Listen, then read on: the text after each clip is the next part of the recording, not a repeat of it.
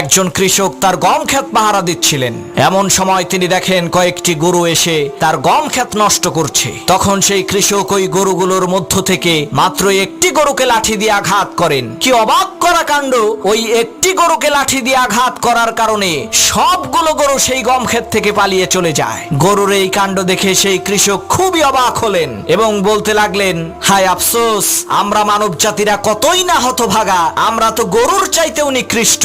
আরে গরু তো বোঝে যে আমার এক ভাইকে কৃষক লাঠি দিয়ে আঘাত করেছে, এর পরের আঘাতটা আমার পিঠে পড়বে, তাই এখনই আমাকে পালাতে হবে। কিন্তু আমরা মানুষ হয়ে তা বুঝতে পারি না। আমাদের সামনেই আল্লাহ তাআলা তার নাফরমান জালেম বান্দাকে গজব দিয়ে ধ্বংস করেন, কিন্তু আমরা মানুষেরা ইতিহাস থেকে শিক্ষা নিয়ে জুলুম অত্যাচার বন্ধ না করে আবার জুলুম করা শুরু করে দেই। আমরা ভুলে যাই যে আসমান থেকে এর পরের বার যেই গজবটা আসবে ওইটা আমার উপরে এসে পড়বে।